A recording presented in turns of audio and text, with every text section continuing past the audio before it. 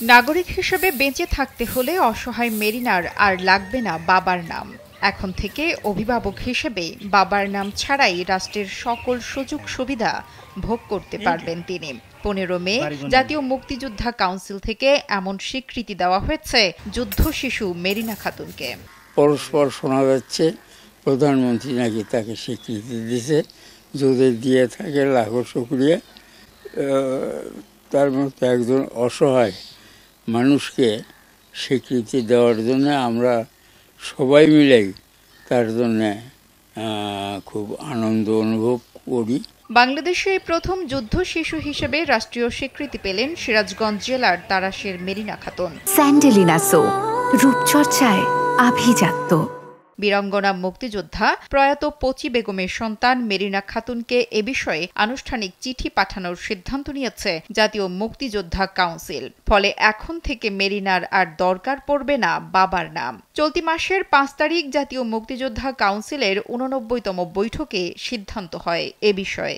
আমি তাই 18 সালের থেকে আমি হলে পরে আমার ভাতার জন্য আমি হাঁটতেছি, ঘুরতেছি, কতখানে গেছি। এই আইডি কার্ড সারার জন্য ঢাকা কতবার গেছি, রাজশাহী গেছি, সিরাজগঞ্জে গেছি, মেলাখানে গেছি। যারা এই আইডি কার্ড সারিয়ে নিয়ে এসে আমি আবেদন করছি। আবেদন করার পর বসলাম যে আমার হলে ভাতা হবে।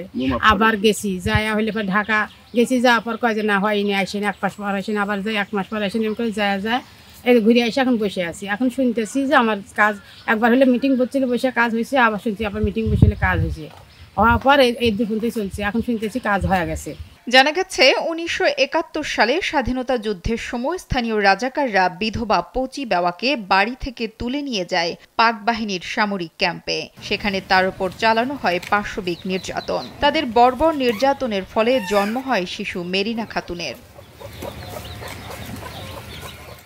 দেশ স্বাধীন হওয়ার পর পচিবাওয়া বীর মুক্তিযোদ্ধা হিসেবে 2018 সালে স্বীকৃতি পেলেও কন্যা মেরিনা খাতুনের স্বীকৃতির জন্য অপেক্ষা করতে হয়েছে অনেক বছর। যুদ্ধ শিশু হিসেবে রাষ্ট্রীয় স্বীকৃতির জন্য 2022 সালের 8 সেপ্টেম্বর জাতীয় মুক্তিযুদ্ধ বিষয়ক মন্ত্রণালয়ে আবেদন করেন মেরিনা খাতুন। এরপর জামুকার 82তম সভায় বিষয়টি উত্থাপন করে মেরিনা খাতুনকে স্বীকৃতি প্রদানের জন্য সিদ্ধান্ত নেওয়া হয়। আমার কাছে মুক্তিযুদ্ধ আমি এতদিন পরে আসলে আমাকে খোঁজ খবর নেয় নাই, কোনো ইয়া করে নাই। আমাকে সিএমরা বলছিল দর কথা, আমাকে বিয়ের খরচ দর কথা, খাওয়ার খরচ করার দর কথা, লেখাপড়া করার দর কথা, কোনো কিছুই আমাকে দিল না। এখন আমার এইটা হওয়া পার সনাতন, মাসুদ, বুলবুল এই দুর্পন্তরা আমাকে নিয়ে যায়। আমি যখন এই জিনিসটা পাইতেছি আমার বেটাগারে নিয়ে আমি অঞ্চলে ডাল ভাতও আমি খেতে পারবো, মানুষের মধ্যে উষাদের এখন কোথাও খেতে পারবো।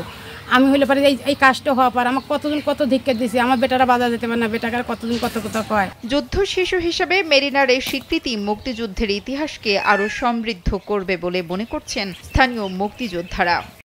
বাংলাদেশে এই প্রথম মেরিনা খাতুন যুদ্ধ হিসেবে স্বীকৃতি হলো, এর জন্য আমরা মুক্তিযোদ্ধা সংসদ, তারাশ মুক্তিযোদ্ধা সংসদ আনন্দিত এবং গর্বিত।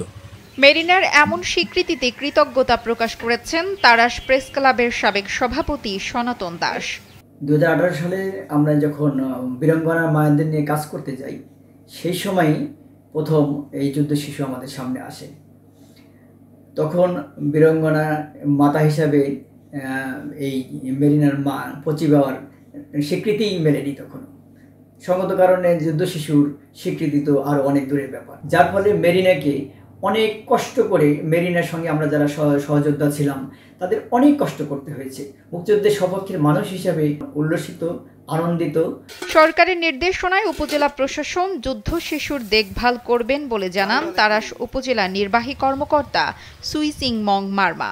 তার স্বীকৃতির জন্য এখান থেকে স্থানীয় প্রশাসন থেকে যথাযথ কর্তৃপক্ষের মাধ্যমে সরকারের কাছে, রাষ্ট্রের কাছে আবেদন পাঠানো হয়েছিল, পত্র যোগাযোগ হয়েছিল। তো এই জিনিসটি আসলে স্থানীয় একজন সরকারি কর্মচারী হিসেবে খুবই আনন্দের বিষয় এবং গর্বের বিষয়। 1971 সালে পাকিস্তানি বাহিনীর দানবীয় অত্যাচারে জীবন দিয়েছে হাজারো বাঙালি। অনেকে বরণ করেছিলেন পঙ্গুত্ব। আবার অনেক নারী শিকার হয়েছিলেন নির্যাতনের, আর এই নির্যাতনের ফলে জন্ম নেয় অসংখ্য শিশু। মূলত পাক বাহিনীর নির্মম অত্যাচারে কত শিশুর জন্ম হয়েছিল তার কোনো পরিসংখ্যান আজও হয়নি। এসব যুদ্ধ শিশুদের অবস্থান আজ কোথায় তাও নির্দিষ্টভাবে বলতে পারেন না কেউ। তবে যুদ্ধ শিশু মেরিনাকে অন্যান্য মুক্তিযোদ্ধাদের মতো ভাতা প্রদানের দাবি জানিয়েছেন স্থানীয়রা। নুসরাত জাহান কলি, কালবেলা।